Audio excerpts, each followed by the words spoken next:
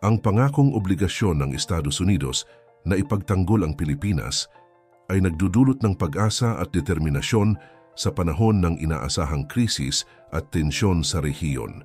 Makabubuti ito para sa Pilipinas na magkaroon ng kakampi tulad ng US upang mapanatili ang kaligtasan at soberanya laban sa anumang banta mula sa China. Alam naman natin na mas tumitindi na ang tunggalian ng Pilipinas at China. Marami nga ang nagsasabi na baka anumang oras ay magsisimula na ang giyera. Isang maling galaw lamang mula sa magkabilang panig, tiyak katapusan na ng lahat. Marami rin ang nagsasabi na iniinis lamang ng mga Chinese Coast Guard ang ating mga tauhan upang ito ang unang magpaputok. Kung sa ganoon ay may dahilan sila kung sakaling simulan nila ang pagganti sa atin. Subalit sa napipintong digmaan, ano nga ba ang papel ng Estados Unidos? At handa nga ba talagang ipagtanggol ng Amerika ang ating bansa? Iyan ang ating aalamin. Kamakailan nga lang ay nagpahayag ang Pangulo ng Amerika na si Pangulong Joe Biden na handa ito at ang buong Amerika na ipagtanggol ang Pilipinas sa tumitinding tensyon sa rehiyon. Sinabi niya rin na hindi nito papabayaan ang Pilipinas dahil matagal na itong kaalyado ng kanilang bansa.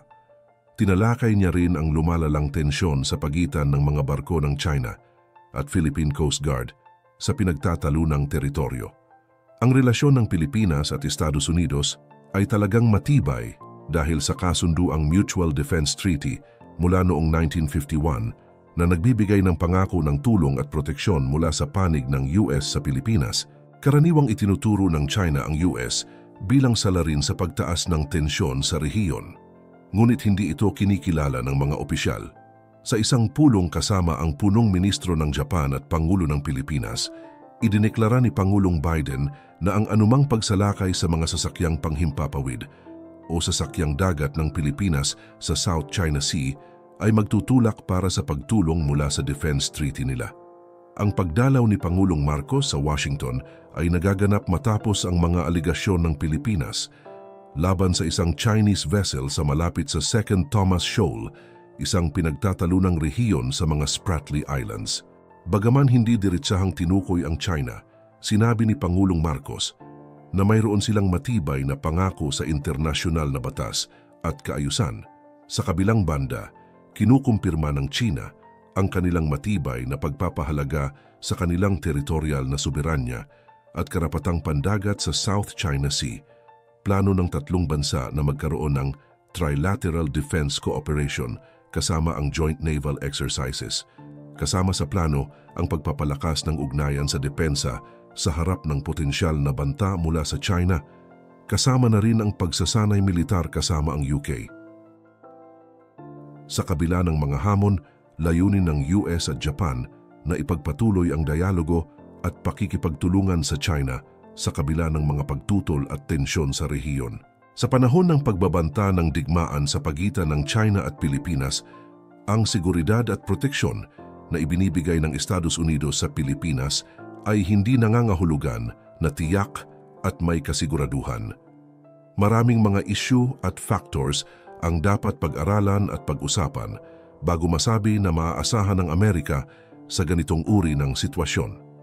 Una, ang Mutual Defense Treaty, MDT, na pinirmahan noong 1951 sa pagitan ng Pilipinas at Estados Unidos ay naglalayong magbigay ng pambansang seguridad sa dalawang bansa. Ang kasunduan na ito ay nagbibigay daan sa Amerika na magbigay ng militar na tulong at suporta sa Pilipinas kapag nagkaroon ng pag-atake o panghihimasok mula sa ibang bansa. Gayunpaman, ang kasunduan na ito ay may mga limitasyon at hindi nangangahulugang ang Amerika ay automatikong hahawak ng lahat ng aspeto ng digmaan. Ikalawa, ang aktwal na paggamit at aplikasyon ng MDT ay nakasalalay sa political at military circumstances sa panahon ng krisis. Ang Estados Unidos ay maaaring pumili na hindi magbigay ng direktang military intervention kung iisipin nilang hindi ito makatutulong sa kanilang national interests. Halimbawa, kung iisipin nila na ang pagtutulungan sa Pilipinas ay maaaring magdulot ng mas malaking gulo at kaguluhan sa rehiyon, maaari silang pumili na hindi makisali. Ikatlo, Ang kapasidad at handa ba ang Pilipinas na makipag-coordinate at makipagtulungan sa Estados Unidos sa panahon ng digmaan ay mahalaga rin. Kung ang Pilipinas ay hindi handa o may kakulangan sa kakayahan na maipatupad ang kanilang bahagi sa kasunduan, maaari ring maging hadlang ito sa epektibong pagpapatupad ng MDT. Ika-4, ang Estados Unidos ay maaaring magkaroon ng kanya-kanyang national interests na maaaring hindi naaayon sa mga interes ng Pilipinas. Halimbawa, ang Amerika ay maaaring mag-focus sa pagprotekta lamang sa kanilang mga base militar at strategic assets sa Pilipinas at hindi sa buong bansa. Ito ay maaaring maging problema para sa Pilipinas. Ika-5, ang geopolitical dynamics sa Asia-Pacific region ay maaaring magbago sa paglipas ng panahon. Ang Estados Unidos ay maaaring magkaroon ng mas malakas na military at economic ties sa China na maaaring maging hadlang sa kanilang pagtutulungan sa Pilipinas. Ito ay maaaring maging issue sa hinaharap. Kamakailan nga lang ay nagkaharap ang ating mga Coast Guard sa mga Chinese Coast Guard, kung saan naging matindi ang pagtatalo na nauwi sa pagkaputol ng daliri ng isa sa ating mga tauhan. Ito ay sa kabila ng panghaharas ng China. Sa totoo nga lang, ay sakop pa ng EEZ ng Pilipinas ang bahaging iyon pero tayo pa ang pinagbabawalan.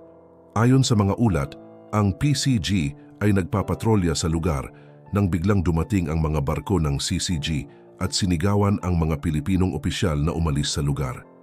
Nagkaroon ng di may iwasang pagkakabangga sa pagitan ng dalawang grupo na humantong sa pinsala sa isang barko ng PCG.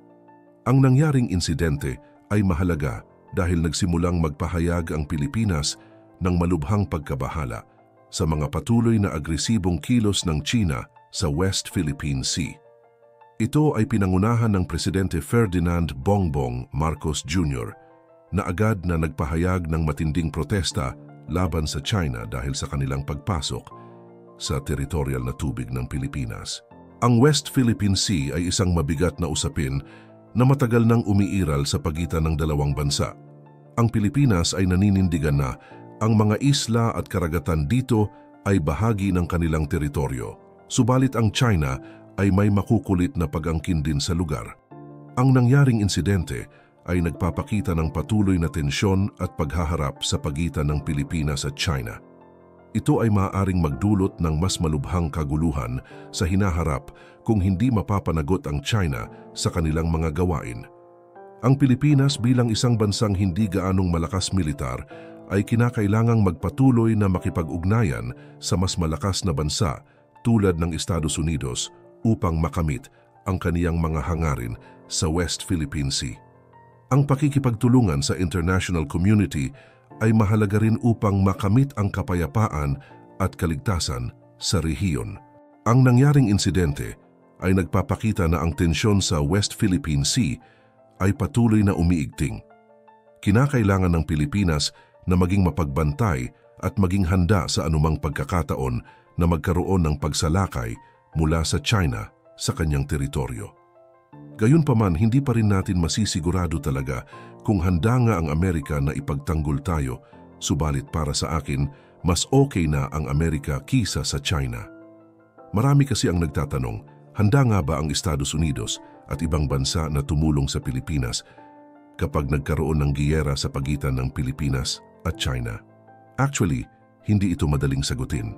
Ang United States ay naglabas ng banta noong Martes na kanilang obligasyon na ipagtanggol ang kanilang malapit na kaalyado, ang Pilipinas.